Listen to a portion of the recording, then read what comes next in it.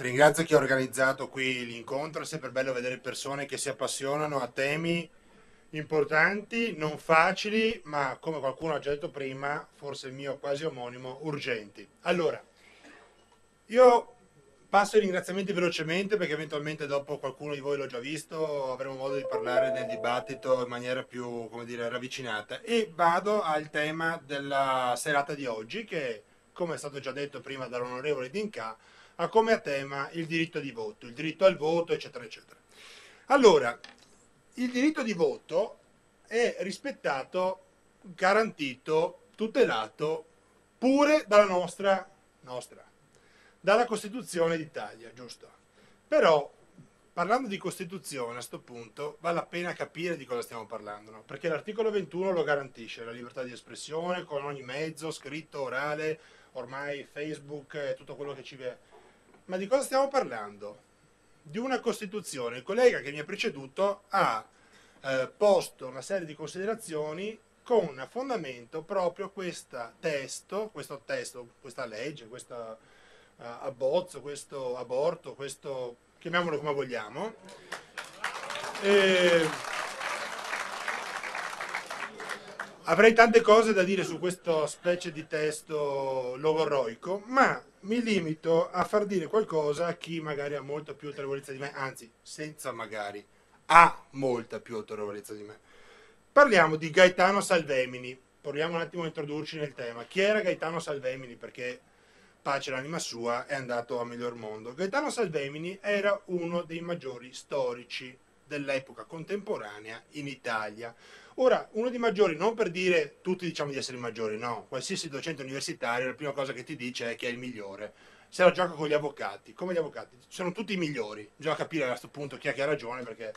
Allora, Gaetano Salvemini era davvero tra i migliori. Non a caso ha insegnato ad Harvard, tanto per fare nomi che a tutti incutono una sorta di riverenza, e ha avuto una laurea honoris causa ad Oxford.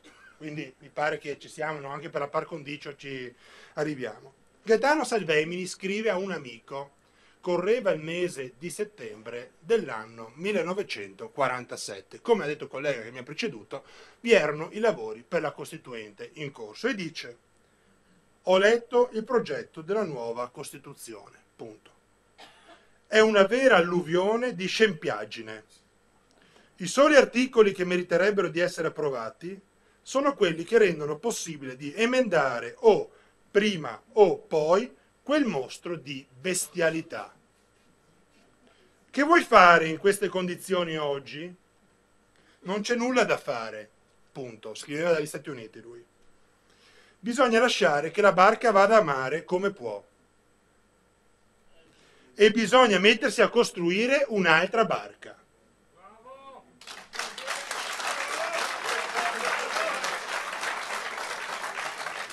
Salvemini nell'autunno del 47 scrive queste parole e mi tremano ancora le gambe. So l'obiezione tua fondamentale, caro amico, due punti. Non ci sarà tempo di costruire nessuna barca perché presto, 47, sembra scritta oggi, perché presto l'Italia sarà travolta. Hai ragione, ma il nuovo cataclisma non dipende da noi. La sola cosa che possiamo fare è lavorare silenziosamente, meglio che possiamo, come se nessun cataclisma debba mai accadere. Par che parli a noi, par che parli a tutti noi, Movimento 5 Stelle, chi vuole.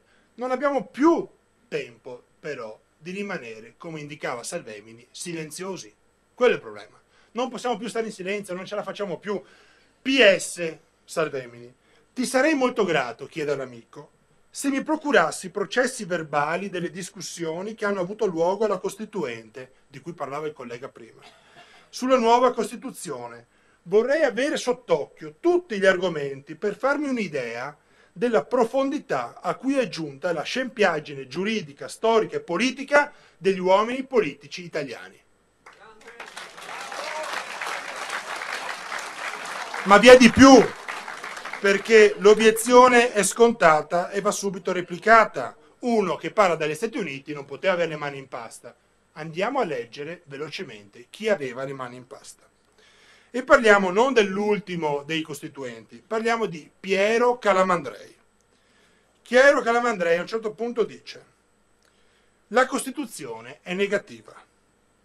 Molte volte si sente che si è cercato di girare le difficoltà anziché affrontarle, di mascherare il vuoto, Calamandrei, con frasi messe per bella figura. E dopo a un certo punto Calamandrei, siccome non parla tanto a vanvera, io non condivido nulla di Calamandrei, però era un padre costituente tra i più autorevoli, dice, mi immagino, tra le varie corbellerie, anzi, diceva Salvemini, scempiaggini giuridiche, mi immagino, a proposito degli articoli 38 e 41, parliamo della Costituzione, un dialogo fra un conservatore e un progressista. 38 e 41 parliamo dell'autonomia privata, l'autonomia di impresa, eccetera, eccetera. L'uno e l'altro vi troverà argomenti per sostenere che la Costituzione dà ragione a lui. Il conservatore dirà, vedi, la proprietà privata è riconosciuta e garantita. Il progressista risponderà, sì, ma i beni possono appartenere allo Stato o a enti pubblici. Il conservatore allora dirà, l'iniziativa economica privata è libera. Il progressista risponderà, sì, ma non può svolgersi in contrasto con l'utilità sociale o in modo da recar danno alla sicurezza, alla libertà e alla dignità umana. E così, dice Calamandrei, vi è tutta una quantità di articoli che figurano di andare d'accordo, ma che in realtà si elidono, cioè si eliminano a vicenda, sicché, chiosa Calamandrei, sarebbe stato meglio non scriverli. Questa è la Costituzione italiana.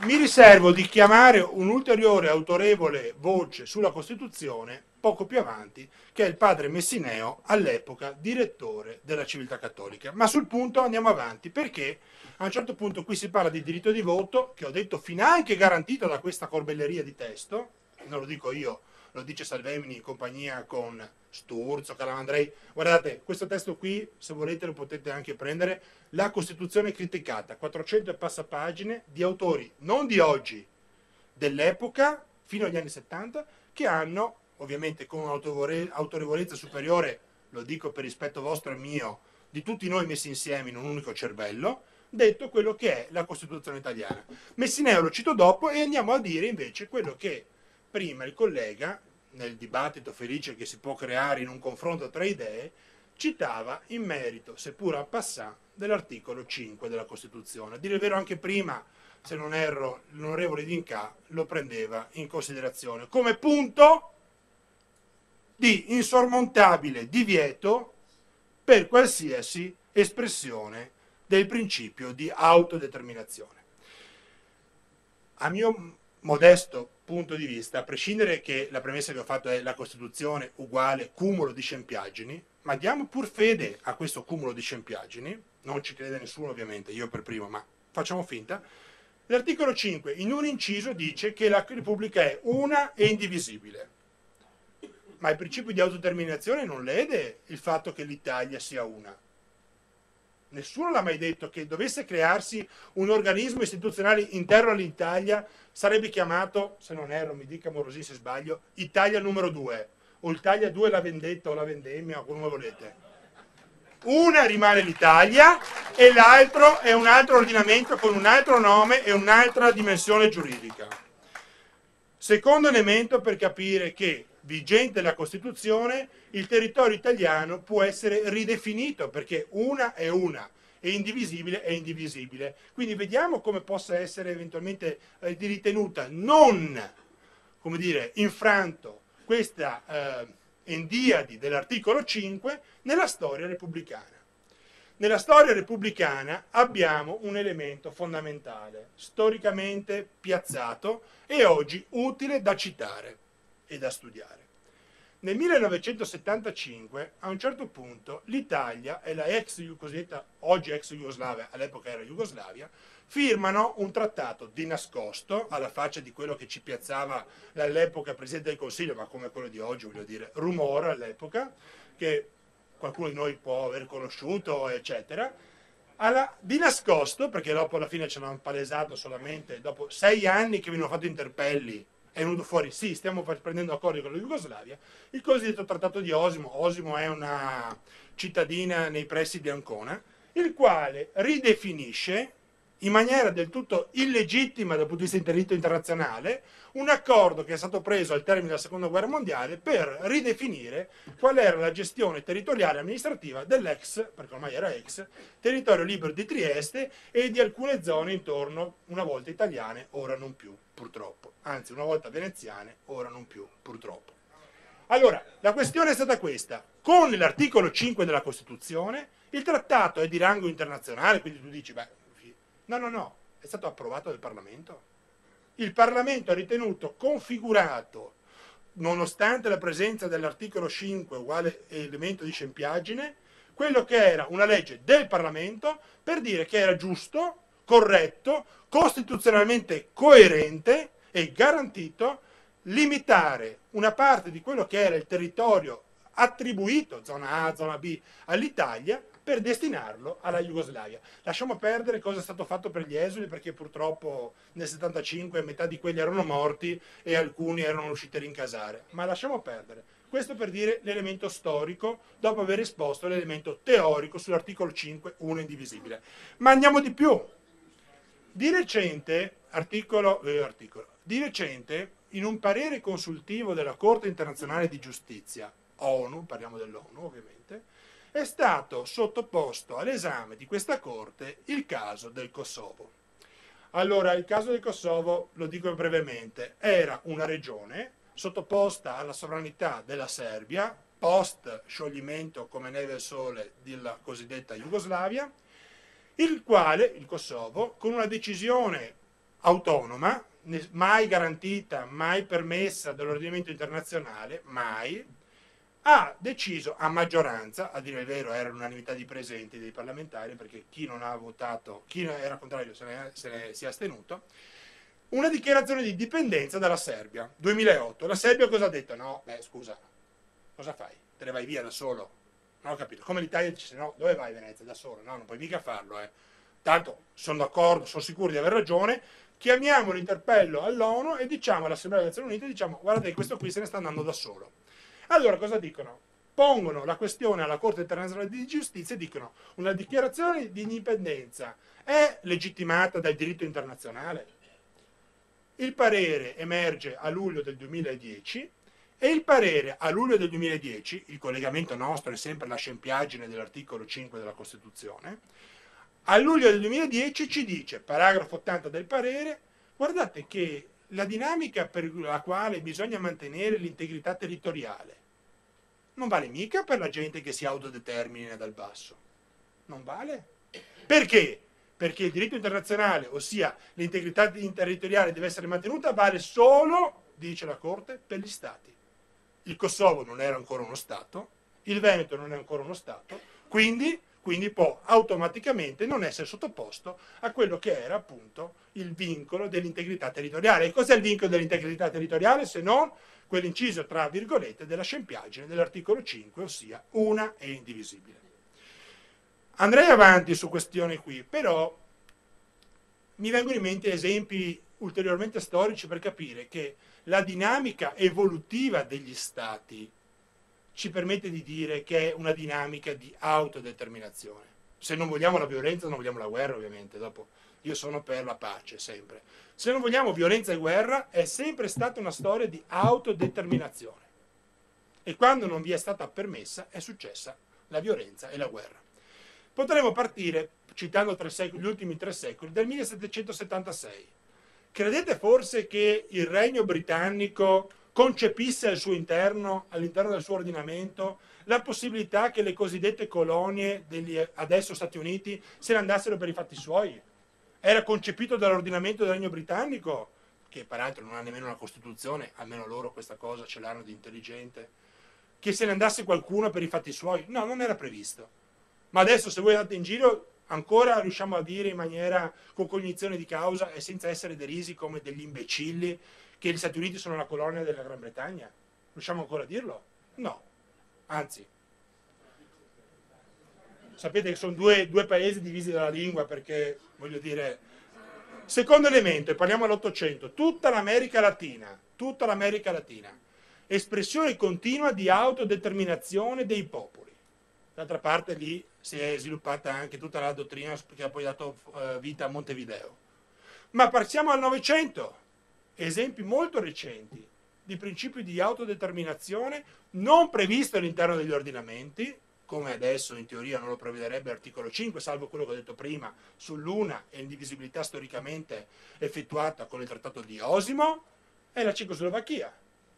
A un certo punto il patto di Varsavia si scioglie, Repubblica Cecoslovacca. Quanti di noi hanno studiato sui sussidiari? Io, che proprio non sono ancora un vegliardo e non avrò mai la pensione grazie a questo Stato italiano, ho studiato che vi era la Repubblica Cecoslovacca. Adesso io vado spesso in Est Europa, non esiste più la Cecoslovacchia. E l'hanno deciso neanche il popolo, sapete.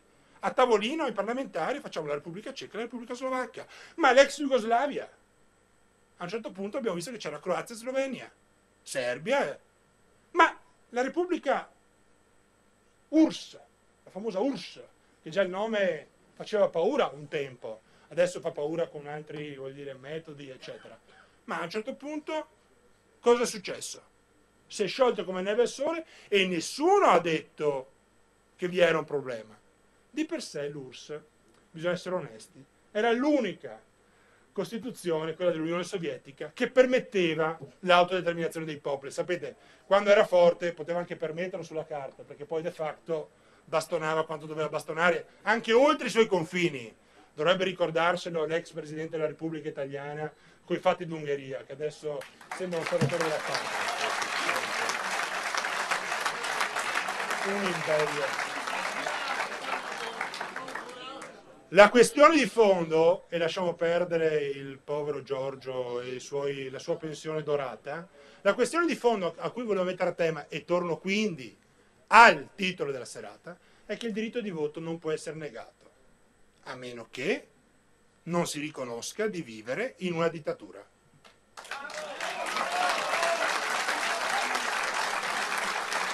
E non vi è alcun limite alla libertà di espressione. Non possiamo cucirci le labbra, tapparci le orecchie, turarci il naso, perché è possibile dire autonomia, ma non è possibile dire autodeterminazione, che sono due cose diversissime. Non c'è nessun elemento paragonabile tra le due questioni. Non possiamo dire che c'è un limite contenutistico alla libertà di espressione, altrimenti implicitamente affermiamo di essere in una dittatura. Punto. Io vengo a chiudere sul diritto di voto e il principio di autodeterminazione che può essere espresso oggi da quello che è il Veneto, o dalla Puglia, o dalla Lombardia, o da chi cavolo voglia esprimere questo diritto di voto, con un parere del 2013 dell'Università di Innsbruck, il quale il gruppo di ricerca guidato dal professor Ilbold nuovamente confermava che per il diritto internazionale non vi è alcun divieto all'espressione del principio di autodeterminazione. Se non vi è alcun divieto, io domando, e qui riprendo Salvemini, ma di cosa stiamo aspettando? Cosa stiamo aspettando? E notate bene, il mio punto di vista non è un punto di vista di un politico. Io non voglio fare politica, non ho mai voluto fare politica in vita mia da quando sono nato. Non perché non mi sento in grado, eccetera. E il mio punto di vista è di una persona che prova a mettere a tema dei ragionamenti, emula chi ha più autorevolezza di lui, Salvemini e Calamandrei stasera, ma tanti altri nel corso della vita, e sulla base di questi insegnamenti dico perché no? A voi spetta la risposta, a noi spetta la risposta in quanto persone, ai politici spetta la risposta, noi siamo giuristi, i politici devono fare le scelte. Io dico perché no? Perché non possiamo esprimerci? Ultima chiosa, lo dico sempre, sapete che io adesso qui in questa sede, dal microfono di questa sala affollata, posso dire che lo Stato italiano mi fa schifo e nessuno può dirmi nulla, perché la Procura della Repubblica non mi può più indagare per questa affermazione come era prima del 2006. con la riforma del codice penale Rocco del 2006, tali affermazioni sono lecite per qualsiasi persona, finanche italiana, finanche sottoposta alla dittatura italiana. Figuriamoci. La domanda allora è: perché non possiamo dirlo insieme? Questa è la domanda.